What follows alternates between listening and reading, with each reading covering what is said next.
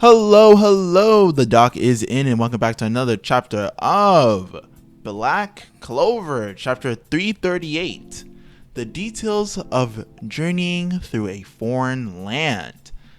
In the last chapter, basically, we get introduced to the land of the sun, Yami's home country. We meet the Shogun, who is also, I presume, old time friends with Yami, apparently.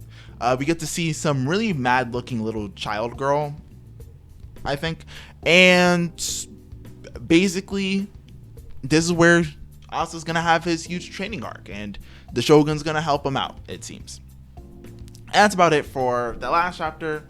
Let's hop into this chapter. Chapter starts off, basically, Asta acknowledges at this point, he's like, oh shoot, I'm in a foreign country. How am I gonna get home exactly? And we still haven't gotten a reveal on how that's gonna work exactly, but I'm sure we'll get it explained eventually.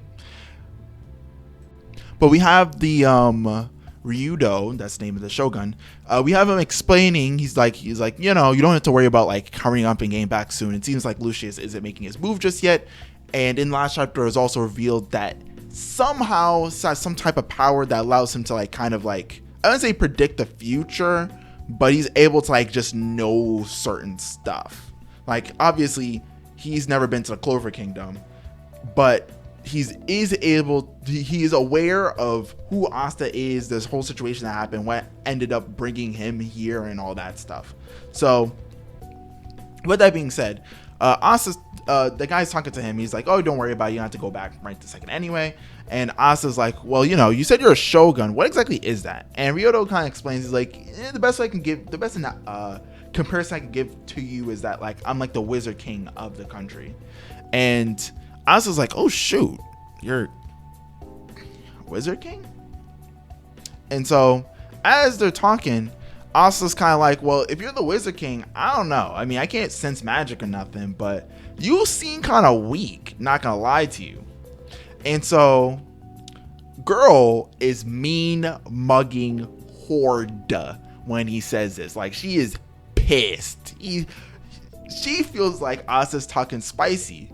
So then she speaks to Asta.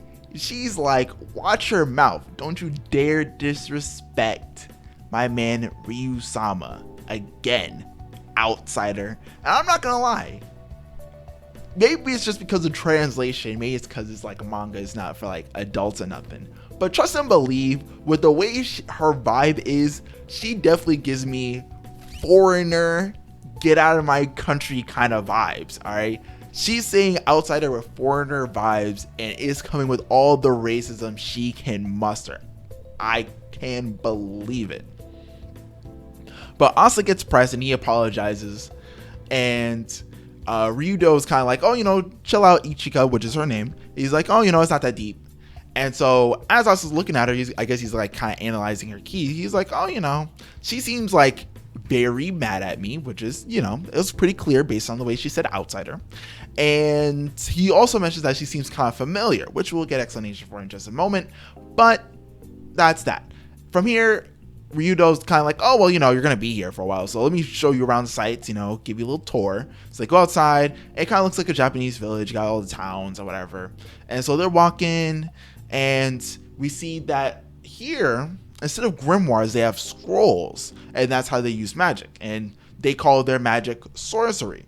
Again, this is a different country, so logically speaking, it makes sense that while they follow the same general rules, the certain things are just different. And these are some of the certain things, just like how in the Spade Kingdom or the Clover Kingdom and the Diamond Kingdom, things are a little bit different. Less different because they're all part of the same general body, I assume, versus this country possibly just being a whole separate continent to them. Certain things are just different, but generally same stuff. And so as they're going along, Asta finds these potatoes that kind of remind him of Hodge Village, and it's the same things, whatever, not too deep into that. And then we have a little bit of post-traumatic stress.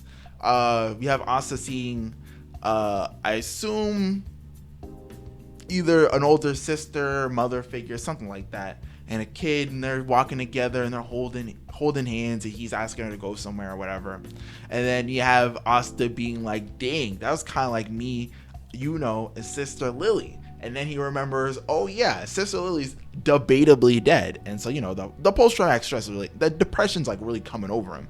And then Ryudo, he walks over to them. Now, at the time of reading this originally, I'm like, oh, is he like moving them? Because he's like, dang, his mental state just cracked like all of a sudden. Let me get him out of here. But what really happens is basically he comes over there and he's kind of just like, oh, you guys want to go over there like really quickly? And they're kind of like confused. They're like, I mean, for one, he's a shogun, so they're kind of like, I mean, sure, I guess. And right as they, I guess, move, there's a giant explosion like just where they were standing, and he's like, kind of, they're called the Scoundrels, but just some baddies, just random dudes show up. And they're basically like, we're coming to steal and stuff. And so Asta doesn't have any of his stuff, so he can't just hop in there. But he sees that, oh, Ryudo and the people, they're safe or whatever. And so Asta's looking at the situation. He's like, did he accidentally like get them out of his thing? He's just lucky. But he's kind of thinking about it again. He's like, no, it feels like Ryudo, what happened there was like very purposeful on Ryudo's part. Like he moved them perfectly out of the way so that then they wouldn't get hurt. And so then he's like still kind of close to the Scoundrels or whatever. And so they like, oh shoot, aren't you like the Shogun? And he's kind of like, oh, well, there's no reason to be concerned. I mean, I don't have any sorcery power or nothing. And of course, it's like, oh snap, is this Asta's father? It's not like that, but it's just like, oh, this is interesting. Asta's never known anybody who doesn't have power like he does. So this is like, whoa.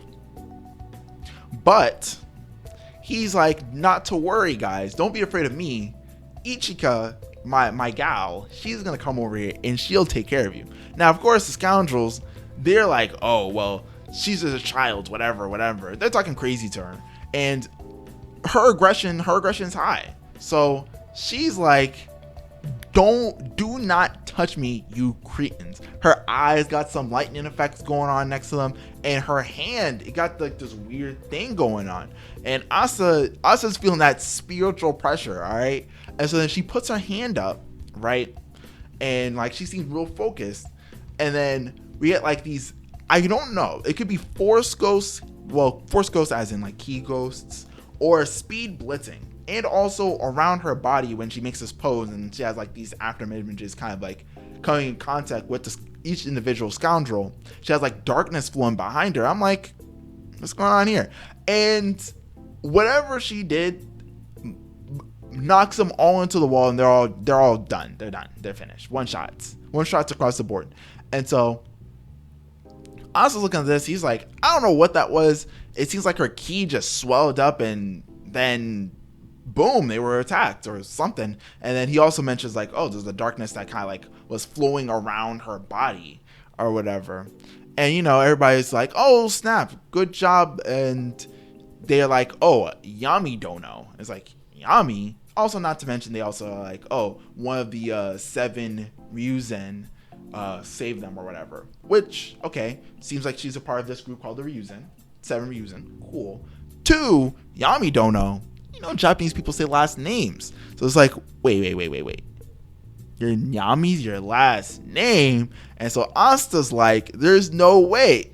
Are you related? And she basically, without answering his question, kind of confirms the answer to his question by grabbing his skull and lifting him up and hitting him with the don't approach me so casually, foreigner. All right, like I said, all the racism. Also, she didn't say foreigner, she's an outsider, but it doesn't matter. All right, I know for a fact that in real life, she's hitting Asta with a foreigner every time she speaks to him. She's not messing with his attitude.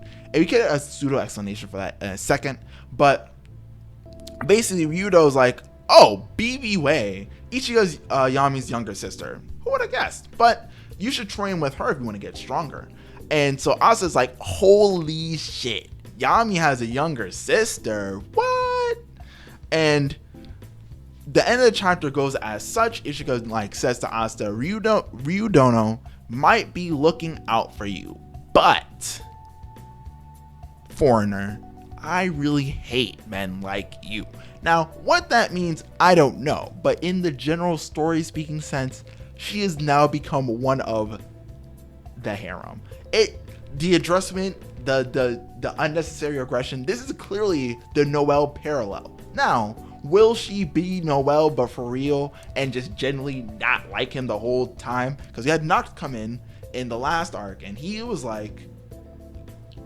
mean to everybody, but he liked Asta. Maybe this is like the reverse, where this person comes along and they're just like, I like everybody else a part of the crew, and everybody else I interact with except for Asta. Asta sucks, which I mean it's possible, but I mean this could go a number of ways, but this is definitely interesting with the whole I really hate men like you kind of thing going on. And yeah, I just don't know. Who knows where this could go. But that is the end of the chapter. Break next week makes me sad, cry a little. But overall, good chapter. The only thing really meant to be discussed here is kind of the whole situation with Ichigo, which makes sense. I mean, it's kind of like, you know, we're getting teased like a power system or something. It seems like Ki can be used for more than just sensing, and that's kind of alluded to through Asta kind of pointing out that like, oh, she like obviously he can sense ki, so he kind of like senses her ki normally, and then he says it grew like 10 times, and then those guys were defeated. We also had the after images showing up, which those might not have been after images. Maybe it's like a ki projection, or like like a ki projection where she's kind of like making the force of her ki come out of her, I guess, hand or like her body in general, and like hit the enemies like it's her body or something. It's kind of like invisible sort of thing. I mean, it could be, or it could just be that she just used her ki to like gain speed, which is possible as well. But nonetheless, it's definitely going to be like what's gonna improve Asta. I don't know if it's gonna get like an anti-magic like bonus to it, where it's like, oh, in combination with anti-magic, it gives him like these certain abilities, or if it's just something he's gonna use in tandem with his anti-magic. We don't necessarily know. But outside of that, there's not too much else to discuss. Everything else is relatively straightforward. The sorcery power thing, it's just kind of flavor. If we replace everything with grimoires, it's more or less the same. The bad guys weren't really important, and there is the stuff with Ryudo being able to see kind of the future, it seems like, and like either predict things and or just straight up just see exactly what's going to happen next. But it's kind of already was alluded to last chapter, so it's not like something like super new. It's just kind of like getting more of like a explanation on like what exactly it entails and like what can he do, what are the limits of this kind of thing. But it's also interesting that he doesn't have magic power, or well, sorcery power, whatever. We got to get an explanation for that, because there got to be something to it. And maybe the Shogun does know something to the idea of like, oh, why people don't have magic power sometimes. But yeah, that's pretty much it for the chapter. Leave a like if you like, leave a dislike if you dislike. Comment, what do you think of Ichika? Is she joining the harem, or is she just going to be straight up Asta hater through and through? Not a Asta like, oh, he's a bad person kind of hater, but just a Asta like, I find him quite annoying kind of hater. Feel free to subscribe if you want to see videos like these every time there's a new chapter. Probably not next week, but the week after there'll probably be a video. There's also cover a bunch of other series. Check out my channel if you're interested in anything. We talk about JJK, we talk about One Punch Man, we talk about One Piece occasionally, that sort of thing. And besides the subscribing part, thank you for watching the video. Thank you for watching this far. If you watch this far, or just if you skip to the end, I'm fine with that as well. The doc is out. Peace.